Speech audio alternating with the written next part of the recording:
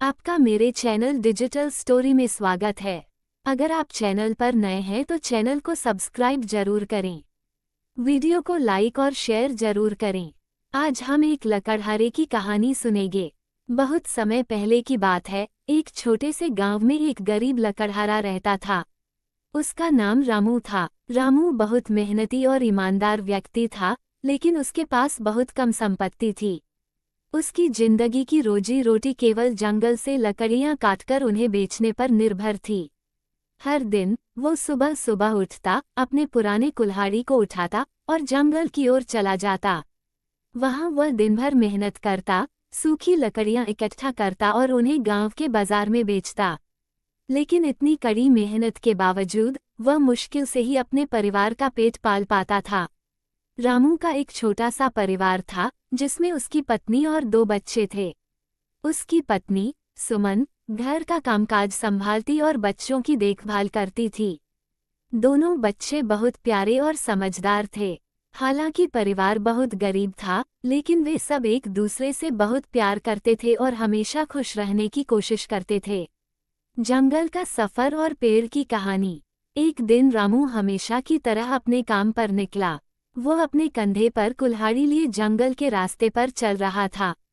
आज वो किसी बड़े पेड़ को काटने की सोच रहा था ताकि उसे अधिक लकड़ियां मिल सके और वह कुछ अधिक पैसे कमा सके। जब वह जंगल के भीतर गहराई में पहुंचा तो उसे एक बहुत बड़ा और पुराना पेड़ दिखाई दिया। पेड़ इतना बड़ा था कि उसकी शाखाएं दूर दूर तक फैली हुई थीं और उसकी छाया में कई छोटे छोटे पेड़ उगाए थे। रामू ने सोचा, अगर मैं इस पेड़ को काट दूं तो मुझे बहुत सारी लकड़ियां मिल जाएंगी और शायद कुछ दिनों के लिए काम भी नहीं करना पड़ेगा। ये सोचकर वह पेड़ के पास पहुंचा और अपनी कुल्हाड़ी से पेड़ को काटने की तैयारी करने लगा। लेकिन जैसे ही उसने कुल्हाड़ी उठाई, उसे पेड़ से एक आवाज सुनाई दी, रामू, मुझे मत काटो। रामू घबरा गया। उसने इधर उधर देखा, लेकिन वहां कोई नहीं था। वह सोचने लगा कि शायद वह भ्रम में है। लेकिन जैसे ही उसने कुल्हाड़ी दोबारा उठाई, वही आवाज फिर से आई, रामू, मुझे मत काटो। मैं एक साधारण पेड़ नहीं हूँ। इस बार रामू ने ध्यान से सुना और देखा कि आवाज उसी पेड़ से आ रही थी जिसे वह काटने जा रहा था। पेड़ बोल रहा था। रामू को विश्वास नहीं हो रहा था। उसने डरते हुए पूछा, तुम कौन हो और तुम कैसे बोल रहे हो? पेड़ ने उत्तर दिया, मैं इस जंगल का पुराना और जादुई पेड़ हूँ। मैं इस जंगल के सभी जीव जंतुओं की रक्षा करता हूँ और उन्हें रहने की जगह देता हूँ। अगर तुम मुझे काटोगे तो इस जंगल का संतुलन बिगड़ जाएगा और बहुत सारे जीव जंतु बिना आश्रय के रह जाएंगे।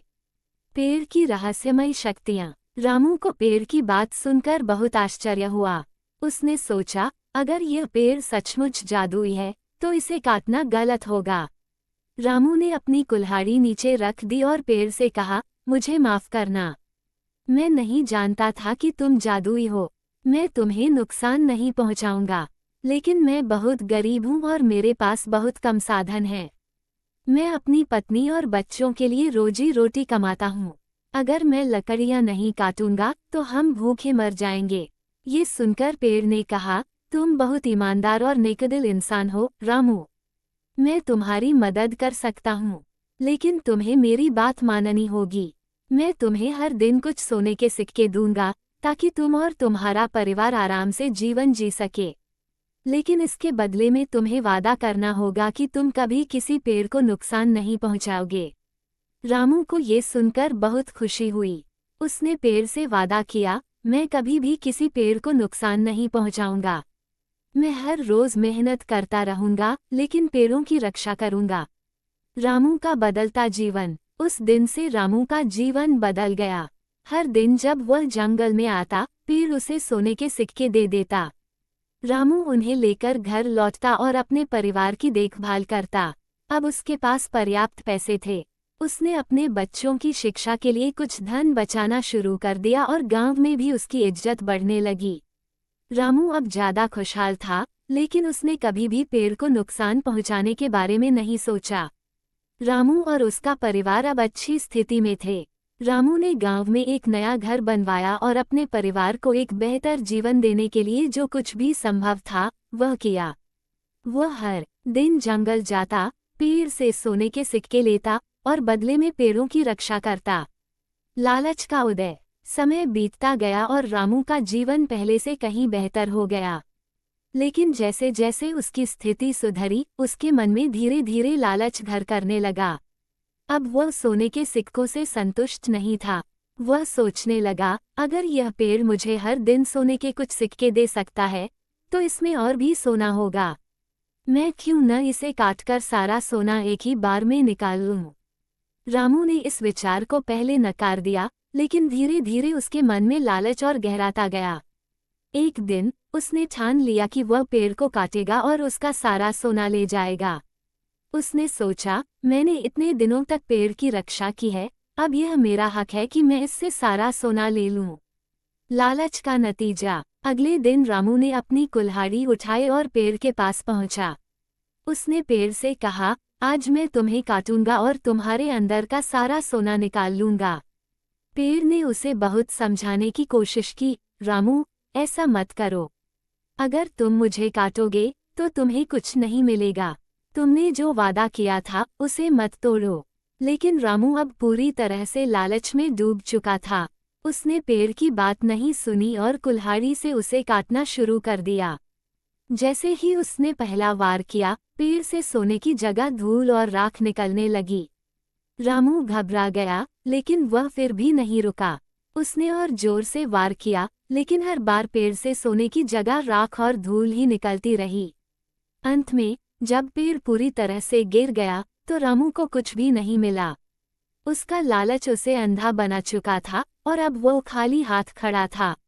पेड़ के गिरने के साथ ही जंगल में हलचल मच गई। पेड़ के गिरते ही उसके जादू की शक्तियां भी खत्म हो गईं। रामू को एहसास हुआ कि उसने एक बड़ी गलती कर दी है। रामू को अपनी गलती का एहसास हुआ। उसने सोचा, अगर मैं अपने लालच पर काबू रखता और पेड़ को नुकसान नहीं पहुंचाता, तो मैं और मेरा परिवार जीवन भर खुशहाल रह सकते थे। लेकिन मेरे लालच ने सब कुछ खत्म कर दिया। रामू बहुत पछताया, लेकिन अब कुछ नहीं हो सकता था। पेड़ का जादू खत्म हो चुका था और अब उसके पास न तो सोने के सिक्के थे और न ही पेड़ की शक्तियां। वो खाली हाथ गांव लौट आया और अपनी गलती की सजा भुगतने लगा। रामू ने अपनी कहानी अपने बच्चों और गांव वालों को बताई। उसने सबको ये सिखाया कि लालच हमेशा बर्बादी की ओर ले जाता है। अगर वो ईमानदारी और सच्चाई के रास्ते पर चलता रहता, तो उसका जीवन सुखी रहता। लेकिन उसने लालच के कारण सब कुछ खो दिया। ये कहानी हमें सिखाती है कि जीवन में हमें हमेशा ईमानदारी और सच्चाई का मार्ग अपनाना चाहिए। लालच हमें कभी भी सुख और संतोष नहीं दे सकता, बल्कि यह हमें बर्बादी की ओर ले जाता है। रामू की तरह हमें भी चाहिए कि हम कभी अपने मूल्यों को न छोड़ें और सदा संतोष के साथ जीवन जीने का प्रयास करें। ऐसे ही वीडियो देखने के लिए हमारे चैनल को सब्सक्राइब जरूर करें।